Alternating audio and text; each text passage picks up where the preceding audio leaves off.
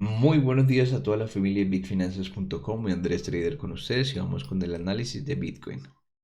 Movemos el precio en esta semana, está teniendo una corrección, por eso decidí hacer este análisis un poco para que vean también otra perspectiva, aparte de la de Daniel, aparte de la de Vico, respecto de Bitcoin. Ustedes saben que generalmente me enfoco más en mercados tradicionales, pero hoy vamos a hablar de las criptomonedas y esto a petición de algunos de ustedes que ya nos habían pedido que diéramos esta visión en lo que es cripto en el caso de Bitcoin. Quiero antes de empezar a hacer el análisis de lo que es el precio actual en la actualidad, quiero mostrarles un poco en el pasado, lo bien que ha venido respetando el precio, digamos desde la perspectiva que más me gusta es de price action, de estructura de mercado, el precio ha venido respetando muy bien la estructura. Entonces, fijemos, empecemos desde acá, desde el 2017, vemos como el precio venía respetando muy bien lo que son los impulsos, retrocesos, un nuevo impulso, un nuevo retroceso, un nuevo impulso, que da hasta la zona de los 20.000, ¿ok? Y ahí automáticamente una vez llega a los 20.000, empezamos a ver un retroceso, un nuevo impulso, un retroceso que falla en hacer un nuevo máximo y por el contrario, ¡pum!, nos rompe nuestro retroceso anterior. En ese caso en particular, algunos dirían, no, ya la estructura está completamente bajista y nos vamos para abajo. Puede que sí, si miramos que en contexto ya nos da nuestra primera señal que es un máximo más bajo que el anterior. Sin embargo, recuerden que lo que hemos hablado siempre, los puntos de control, esa zona de este retroceso es la que nos va a marcar la pauta. Fíjense, sin embargo, como el precio continúa haciendo máximos cada vez más bajos que el anterior, así que fue respetando muy bien ese principio de la estructura de mercado, rompe el precio el nivel y ahí automáticamente nos pone en un contexto bajista. ¿Sí? Entonces, en este escenario, Andrés, ¿quién tiene la razón? Bueno, fijémonos que si este fue un impulso y este fue un retroceso para dar un nuevo impulso, a ese señor le vamos a llamar punto de control. Así que una vez que el precio llegue a ese punto de control, podríamos esperar o un retroceso o en caso de una ruptura, posicionarnos en un escenario alcista. Vamos a ver qué fue lo que sucedió. Vemos cómo el precio llega a la zona, casi lo que llamamos en términos generales un suelo redondeado. Boom, llega a la zona, lo traspasa cerca de los 13.000, entonces esperamos el movimiento correctivo, pero fíjense que ya el contexto es diferente, porque si en este punto el precio rompe nuestro punto de control, entonces lo que aquí podríamos esperar es un impulso para un nuevo retroceso y dar inicio a un nuevo impulso. No sabemos dónde va a ser el retroceso, no estamos buscando adivinar, simplemente estamos hablando de la estructura de mercado. Lo que sí podemos ver es en qué punto rompe el precio nuestro, nuestra trendline. Alargarlo un poco hasta aquí. ¿Qué pasa? Si lo mantienes, si la rompes, ¿qué hace el precio? En este punto la rompe. Luego nos hace un retroceso eliminando los stop loss de la gente que estaba acá. Vean el mechazo que deja el precio. Y ahí, luego la manipulación institucional, boom, movimiento que rompe nuevamente la zona de máximos. Y aquí entonces tenemos claridad de nuestro escenario que ya se empieza a posicionar alcista y ahí es cuando vemos la ruptura de nuevos máximos, ¿ok? Y volvemos otra vez al mismo escenario en el aspecto de empezar a ver una estructura con impulsos, retrocesos, impulsos muy pequeños, cortos retrocesos, impulsos, retrocesos. Y en lo que estamos viendo actualmente, vamos a eliminar esto de acá. Y lo que estamos notando, y quedémonos con estos últimos impulsos y retrocesos, y lo que estamos notando es que el precio está manteniendo los impulsos y los retrocesos. Ahora estamos teniendo un retroceso, el impulso no fue tan largo como los anteriores. Sin embargo, ¿cuál es nuestro punto de control? Este nivel que estamos casi a testear. Entonces esto nos da un contexto de que todavía el escenario no es para un panic sell de que ya nos vamos a los 20.000 o a los 10.000 o ya se acabó Bitcoin, no. Sencillamente nos pone un panorama bien interesante en el contexto y aquí se empiezan a ver mejor los impulsos y los retrocesos en gráficos de días. Yo quería que lo vieran en semanas para quizá quitarles un poco el ruido de tantas velas, que lo que hiciéramos el comparativo con el 2017 y vemos como el precio ha respetado bastante bien este principio. ¿Ok?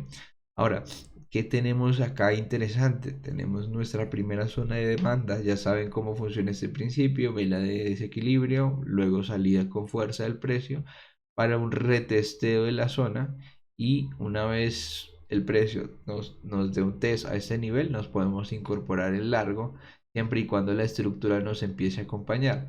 Entonces aquí en ese caso en particular nos vamos a marcos temporales más pequeños y esperamos que el precio deje de formarnos máximos más bajos, nos haga un cambio en la estructura y empiece, una vez se forme esto, nos incorporamos en el contexto del precio. Ahora, en una hora vemos cómo el mercado estaba haciendo sus movimientos de continuidad o sus movimientos que dan un poco más de claridad a esta corrección. Fíjense que nos hace una corrección fuerte. Aquí nos deja un liquidity price o liquidity zone, ¿sí? Que normalmente estas velas, ¿sí? Cuando no se dan en un contexto de como más claro en el aspecto de, digamos, tenemos una zona de demanda acá, por ejemplo, vemos el liquidity price y vemos inmediatamente la evolución, pues en ese momento sí es más claro el contexto. Pero fíjense que el precio se queda, ¿sí? Se queda. Acá tenemos un contexto en donde vemos impulsos, retrocesos, impulsos.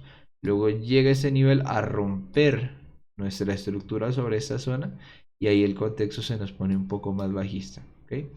Entonces, fíjense cómo luego nos hace la figura de lateralización, consolidación, patrón chartista. Ustedes saben que más que patrón chartista, dentro de lo que yo suelo operar, me gusta más es analizar contextos.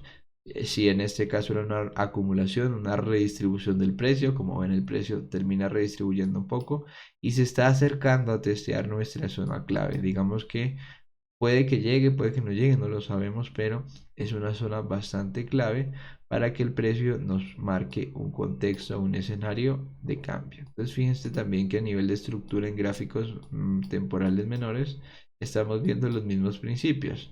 Máximo más bajo, mínimo más bajo, máximo más bajo, mínimo más bajo. Hasta este punto donde el precio empieza a corregir, pero fíjense que no en ningún momento ha superado los máximos anteriores. Y así vamos todavía, nos seguimos manteniendo hasta este punto donde el contexto todavía parece estar bajista.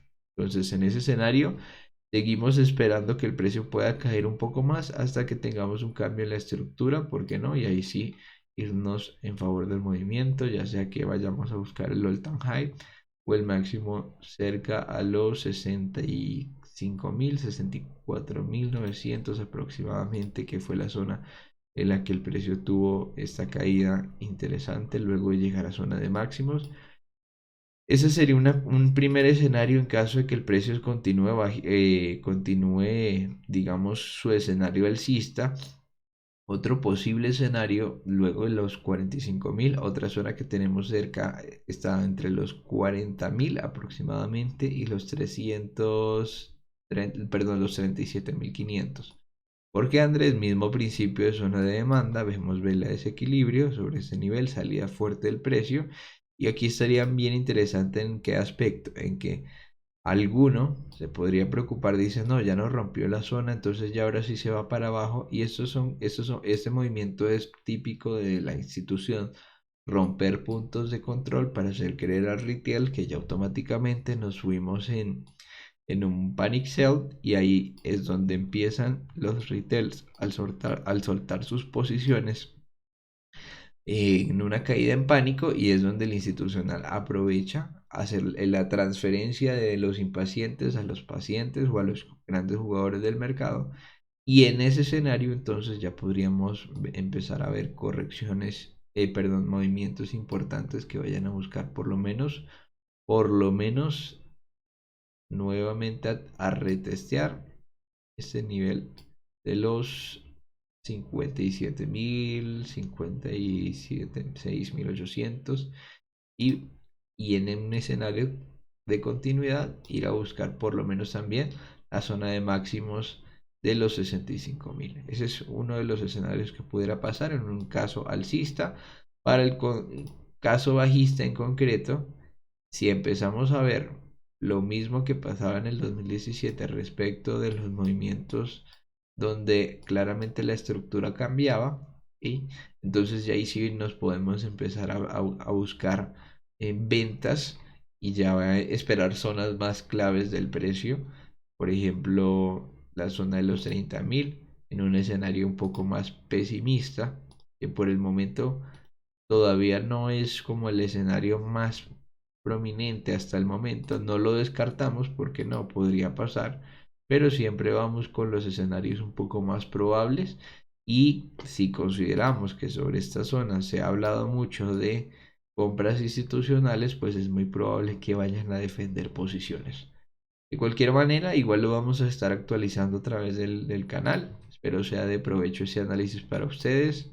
Muchas gracias para todos. Nos vemos en el streaming el día de hoy. Quienes ven este video, 6 de la tarde, hora Nueva York. A las 6 de la tarde empezamos nuestro streaming para hacer un recap de todo lo que fue la semana, de todo lo que fue la semana respecto de los mercados tradicionales. No siendo más, chicos, un abrazo para todos. Excelente fin de semana. Saludos.